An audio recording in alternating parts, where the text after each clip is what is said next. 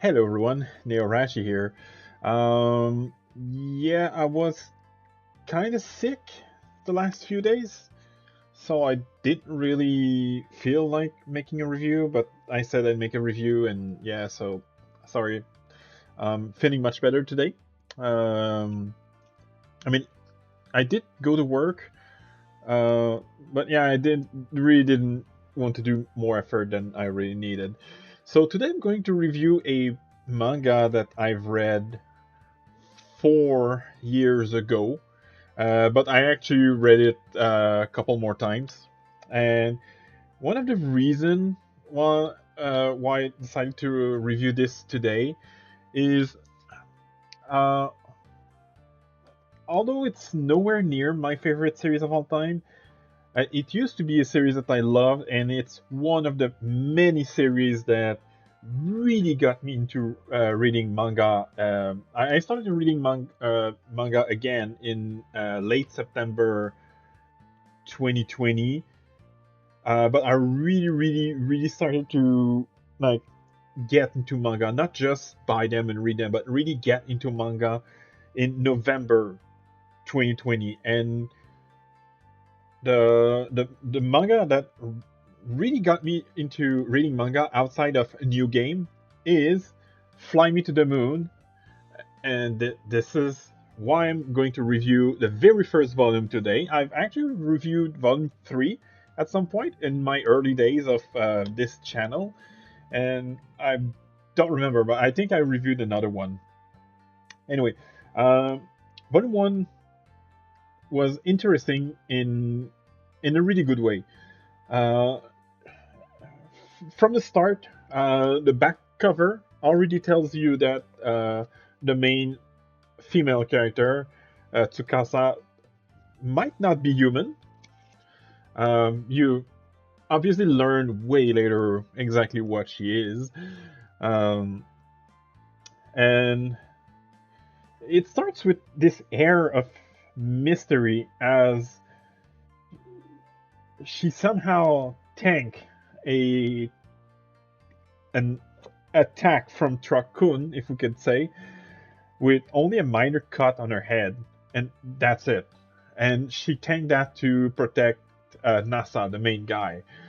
So this resets up their meeting, and from there we have I believe, 2 years time skip, which begins on uh, NASA's 18th birthday, and where Tsukasa just shows up at NASA's apartment, and she says, "Hey, I'm back. So let's get married as we agreed 2 years ago."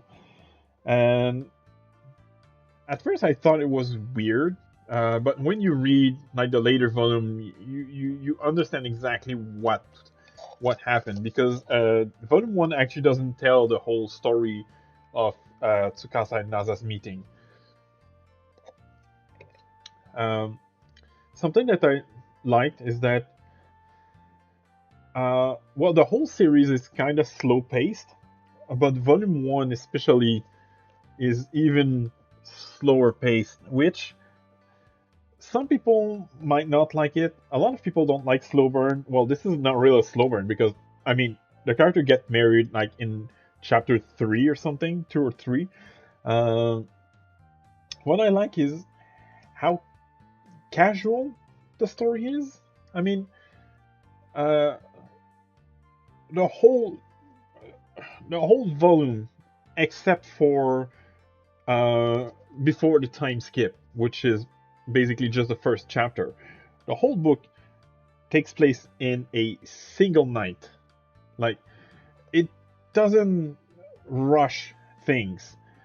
The first night, the first volume is all about the two character starting to live together, getting married. Like, they don't have like a full ceremony. They just go sign like the legal paper to be like legally married, and so they this is something that I really like. It just feels so laid back. I know the later volume have a lot more drama, But volume one is so laid back. It I almost felt like um, the same vibe as laid back camp without the camping. That's how chill volume one was, except like as I said, the pre-time skip stuff where NASA almost died. But yeah, if you watch the anime instead of reading the manga, that would be the first two episodes, which were two of my favorite episodes of the first season. Actually, I haven't watched season two so far. The only episode that was, in my opinion, better than the volume one and two were um, the one where they travel to Kyoto. I don't remember which episode, but it was in volume three. But honestly, despite how much the flow of the story has changed in the later volume, volume one remains, I wouldn't say my favorite, but probably in my top three. I've read volume, I've read up to volume 19 so far, so I'm kind of behind, but like not too behind compared to other series I own.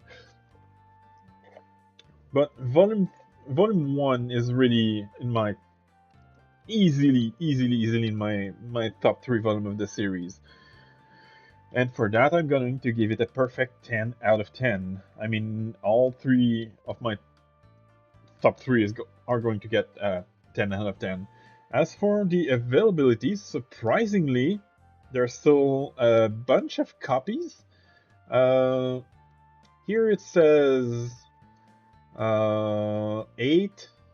Oh, you can see my postal code, but nah, I don't think you're gonna like dox me or something. But yeah, there's only 7 left, but more on the way. So even volume one, which is over 4 years old at this point, is still getting printed, which is awesome because this is a really good series. I'm guessing the season two, the anime which released last year or 2 years ago, probably helped boosting the popularity of the series, and it's still ongoing. I think there's like 30 volumes now in Japanese, while in English we have something like 25 or 26. So yeah, um, I hope you enjoyed this actually pretty long review compared to my other review where I only review one volume. But again, a great start. If you watch the anime, I would still strongly suggest you read the manga.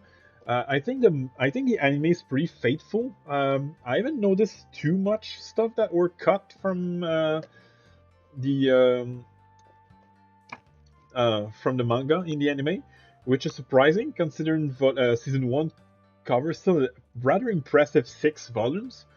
But yeah, uh, definitely worth a read. Again, not my favorite series of all time, but definitely one of the series that really drove me into being a manga reader like full time. So yeah, see you next time, and I hope you enjoyed this video.